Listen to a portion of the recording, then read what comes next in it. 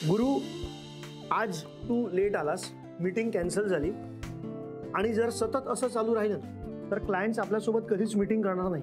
अरे आनंद, मी जरा ते सकाळी गडबडीत होतो रे, म्हणून झालं. डोंट वरी, मी बोलतो ना क्लायंटशी. अरे एवढं काय महत्वाचं काम होतं? अरे ते स्कूल बसचं. स्कूल बस सोड ना, तुला माहिती ना मी सध्या किती फ्रंट्सवर लढतोय. हसायला काय झालं? नाही, तुला विश्वास बसत नाही का मी बोलतोय त्यावर? नाही, असं नाही आहे गुरु. काय जर तू शनाया हिच्याबद्दल बोलत असेल तर ते तर काय तू रोजच लढतोयस, पण आणखीन काय जबाबदारी आली आहे याच्याबद्दल मला जरा हसू आलं.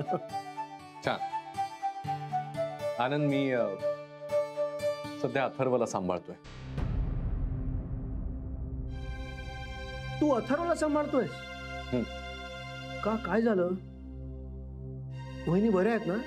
तिला काय होणार आहे आता? मी सध्या अथर्वला सांभाळतोय कारण मला दाखवून द्यायचंय की वडील म्हणून मी तेवढाच रिस्पॉन्सिबल पर्सन आहे. बाबांना दाखवून द्यायचंय मला. म्हणून होय, मला तेच वाटलं स्वतःच्या मुलाबद्दल अचानक प्रेम उफाळून का आलं. म्हणजे तुला असं वाटत नाही का रे की माझ्या मुलाबद्दल, अथर्वबद्दल मला काही प्रेम वाटत नसेल? अरे बाई छे ना, तने खूप प्रेम छे, कोणे ना पाडी. पण कसं आहे ना गुरु, प्रेम असेल तर ते व्यक्त करावं लागतं.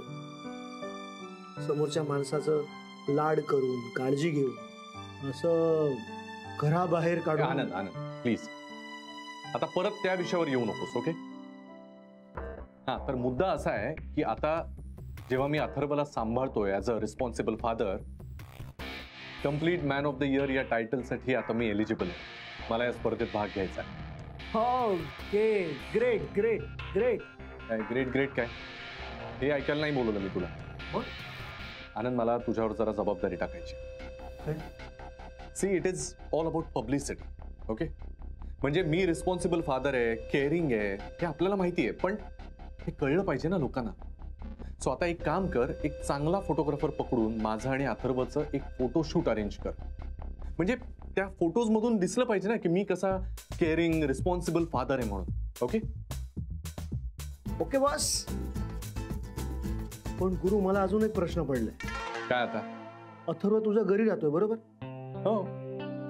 मग ती शनाया सांभाळणार का अथर्वला? न सांभाळायला काय झालं? हे बघ, तिलाही माहिती आहे, फक्त आठवड्याभराचा प्रश्न आहे.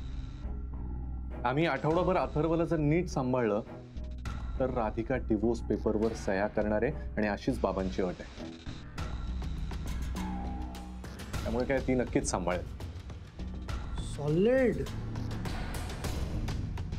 सॉलिड प्लॅनिंग आहे रे. किती पुढचा विचार करतोस यार तू. मी देवाला प्रार्थना करतो की ते शनायाला हे दे आपले. आनंद, तू जरा शब्द आठवून येत जाणार आहे. अरे मी शब्द विसरत नाही. तुला का असं वाटतं? मला माहित असतात शब्द, मी फक्त ते म्हणजे आठवत नसतात ते.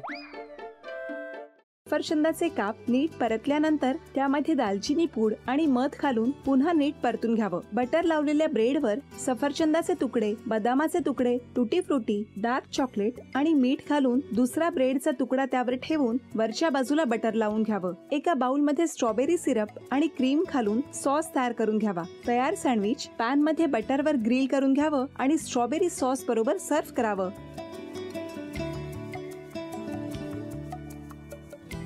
हे जेव्हा बोलत होते तेव्हा मी बघत होतो की या दोघांनी स्वतःचा संसार उभा केलाच, पण स्वतःच्या संसाराबरोबर अनेकांच्या आयुष्यात आनंद निर्माण केला. तो आनंद महत्त्वाचा. हसत राहा, आनंदी राहा असं म्हणत शुभेच्छा देऊया. आणि ही झी मराठीकडून भेटवस्तू डेव्हिड तुमच्यासाठी. अभिनंदन. आणि वहिनींना तथास्तू पुणे यांच्याकडून ही पैठणी. अभिनंदन.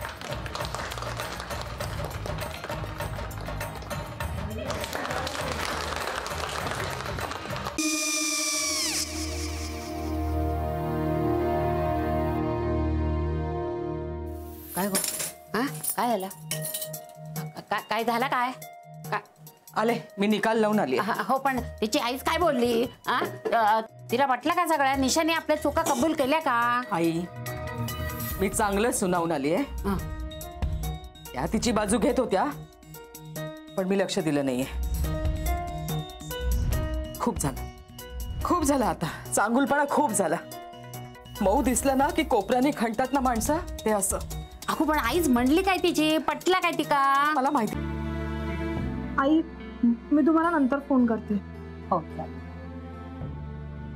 आणि आई बाबा जे बोलले त्याचं वाईट नका वाटून घेऊ. सॉरी. सॉरी काय त्या? नेहा आले. आई मी येते. हो काकू येते.